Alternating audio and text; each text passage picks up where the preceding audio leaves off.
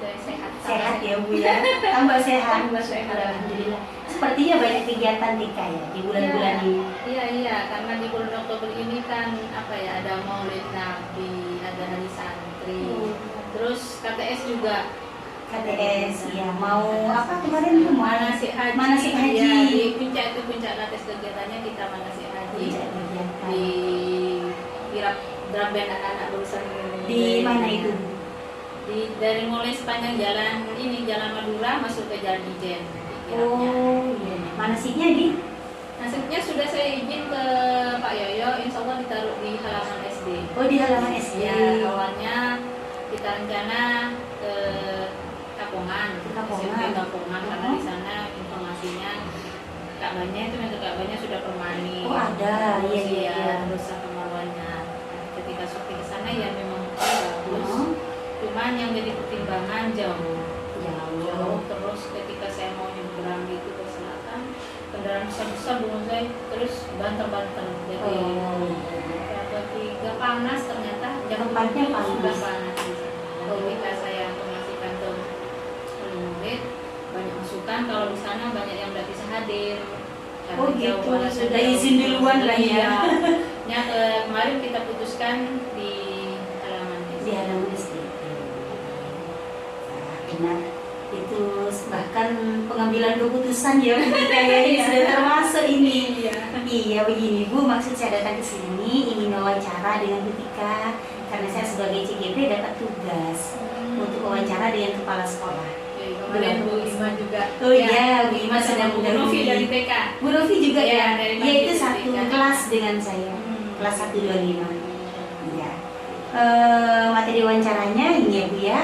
Perihalnya sama mengenai dilema etika, pengambilan keputusan yang berkaitan dengan dilema etika.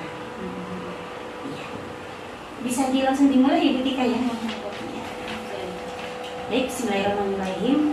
Bu Tika, selama ini bagaimana Ibu dapat mengidentifikasi kasus-kasus yang merupakan dilema etika atau bujukan moral? Mengidentifikasi yang iya, antara dilema etika dan bujukan moral. Untuk itu saya harus melihat kejadiannya dulu ya, kasusnya ya.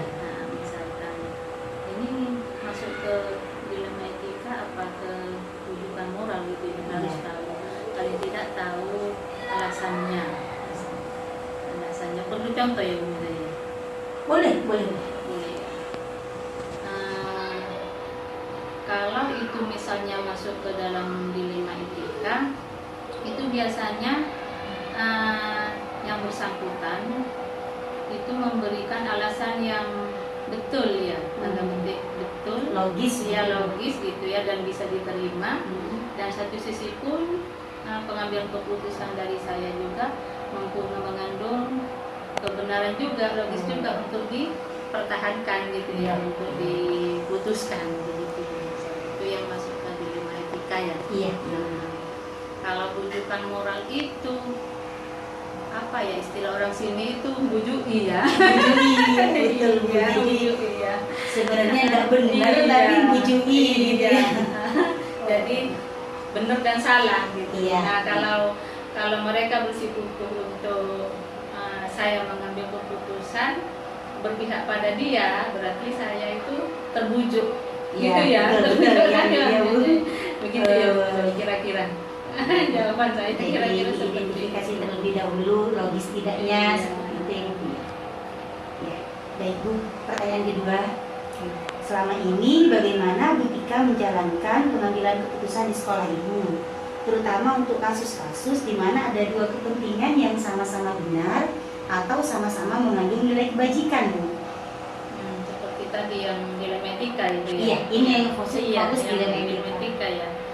Nah, kalau menangani kasus seperti itu, Bu, saya kalau dirasa kasusnya itu simple ya, fleksibel, mungkin langsung saya bisa mengambil keputusan saat itu juga, mungkin karena waktunya yang harus diputuskan saat itu.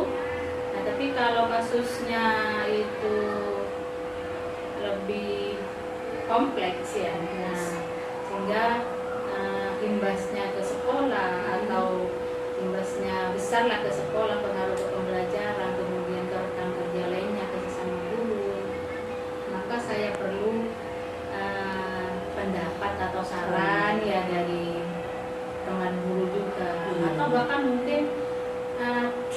dari yayasan, Yayasan. karena kita kan punya yayasan Betul, gitu. betul. Kalau imbasnya, kalau maksudnya itu kompleks. Jadi Bu Tika bisa kalau memang dibutuhkan untuk segera ambil keputusan dan bisa diputuskan oleh kepala sekolah sendiri, bisa melakukan itu. Ya. Ada juga hal-hal yang harus melalui Masukan rapat dari ya, ya. masukan dari yang lain.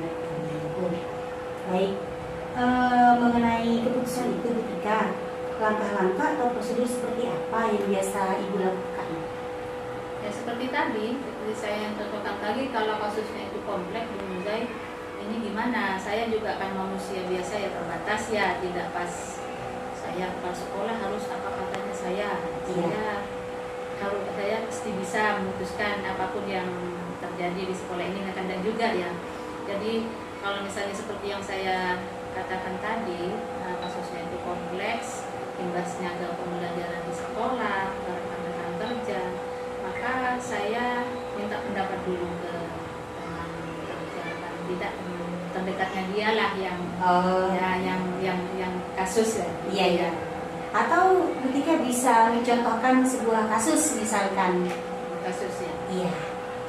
Langkah-langkah penanganannya nanti gimana gitu? Iya, yang etika, yang apa? Dilema Etika ya. Misalkan ada seorang guru yang izin umroh misalnya ya, Iya. itu kan lama ya. Iya, betul. Minimal saya ambil minimal yang 9 hari. Iya. 9 hari. Perjalanan umrohnya. Iya. Persiapan dan dan datangnya. Betul. Paling tidak 15 hari atau sampai bisa 20 hari kan Iya, ya, iya. Bu Zainah. Itu kan sangat besar ya pengaruhnya ke sekolah gitu. Betul. Saya. Nah kalau di sini ini kan satu kelas ada 2 orang guru, Bu Muzai. Guru. Karena kelas besar ya, terus muridnya itu isinya 25. Nah ini saya konsultasikan dengan guru sejawatnya dia di kelas, dengan guru kelasnya itu. Kalau ini misalnya izin sampai katakanlah 20 hari, bagaimana kamu bisa ndak gitu, menangani sendiri gitu ya. Nanti mereka akan memberikan jawaban. Ya kalau pas anak-anak enak Bu, lagi bagus moodnya ya mungkin saya tidak ada masalah gitu ya. Kalau anak-anak pas bad mood semua, kadang sampai 50 anak TK namanya itu, saya juga kadang tidak mampu, pusing gitu kan ya. Iya, anak TK. Ini dilema etika Iya, ini. etika kan ya. Nah satu sisi si guru yang izin itu kan panggilan ya, panggilan ke tanah suci yang harus dipenuhi dan tidak semua orang punya kesempatan itu. Maka kita berembuk, kita akhirnya kita buka forum musyawarah ya. Kita biasanya di sini kali Jumat itu kemudian istighosa, kemudian briefing musyawarah gitu ya. Bagaimana jalan keluarnya. Ya, kita minta pendapat dari masing-masing guru bagaimana enaknya sehingga sekolah ini, utamanya kelas yang dipegang guru izin itu bisa berjalan seperti biasa. Gitu. Kalau kita masih bisa menangani hal itu, ya kita tidak usah naik ke yayasan. Bisa diselesaikan di forum dulu.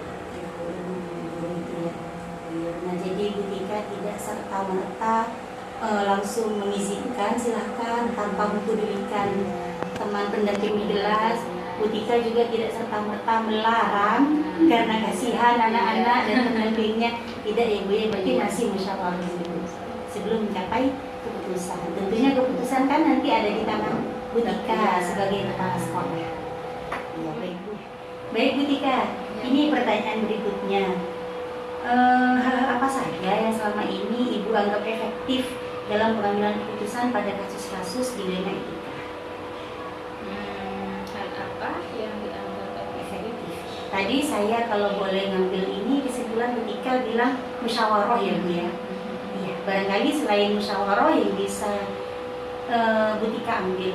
Ya, biasanya itu kalau mendesak ya, mendesak itu biasanya saya mengedepankan rasa empati. Misalnya apa ya, yang harus misalnya harus saya putuskan saat itu juga, misalnya ya biasanya ada guru yang izin, Bu saya izin anak saya sakit gitu ya. Jadi kan saat itu juga harus saya putuskan. Gitu. Jadi yang saya kedepankan ya rasa empati, rasa kepedulian itu Bu, saya harus saya izinkan gitu. Masa anaknya barangkali Bu Tika memposisikan kalau saya di posisi Ya, dia betul. begitu. Ya, kalau saya pas seperti itu, pas saya ada di sini bagaimana Iya. saya gitu kan ya, sama juga seperti itu yang terjadi dengan dulu. Iya, ya betul Bu. Sehingga kalau Bu Tika mengizinkan ibu itu izin terlambat, berarti tentu saja Bu Tika melakukan langkah-langkah penanganan murid yang ditinggal itu ya Bu saya ya? langsung turun. Saya langsung turun ke kelas. Bu Tika Karena- langsung turun. Ya karena kan mendadak begitu kan. Oh, Baru iya. setelah saya guru itu datang kan saya Oh, keluar iya. gitu kan, kami itu kan. Berarti prinsipnya sekiranya anak-anak tidak dirugikan ya. Betul, betul. Jadi kita harus tetap berpihak kepada pembelajaran anak. Ya. Baik Bu, berikutnya apa Bu Tika mempunyai jadwal tertentu atau langkah-langkah tertentu dalam sebuah penyelesaian kasus dilema etika ini Bu? Misal itu tadi langsung diselesaikan di tempat atau punya jadwal tertentu untuk menyelesaikan sebuah kasus yang sifatnya dilema etika. Betul, tentu. Itu kasus kan apa ya, insidental kan ya Bu? Iya. Kan Sebenarnya tidak- ini kan tidak terjadwal kasus terjadi. Iya, betul. Iya. Sebenarnya sedikit terjawab tadi sudah dengan Bu Iya. Tika ya. Jadi kalau butuh penyelesaian Ya. segera, Bu Tika menyelesaikan dengan segera.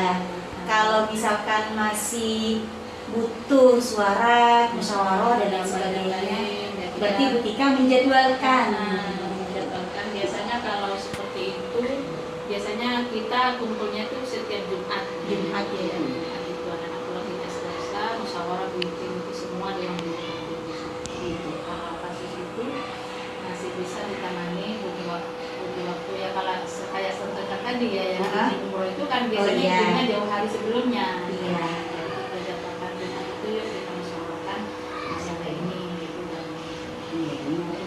Lain lagi kalau masalahnya sampai ke tingkat yayasan ya Bu ya. Berarti ada jadwal juga, bukan jadwal rutin inilah ya, jadwal yang ya kita dibuat ini. ya kita ya apa ya pasnya itu ya bikin janji dengan yayasan. Iya, iya, betul. Karena kan beliaunya juga tidak bisa memenuhi sewaktu-waktu, kita harus kapan Pak Haji punya waktu saya ada dulu ini. Gitu kan. Berarti ada tahapan-tahapannya ya Bu ya. Baik Bu. Kira-kira selama ini ketika Bu Tika menyelesaikan kasus-kasus, ada tidak faktor-faktor yang mempermudah atau membantu Bu Tika dalam pengambilan keputusan? Sifatnya yang kasus-kasus dilema etika itu. Permudah. Iya.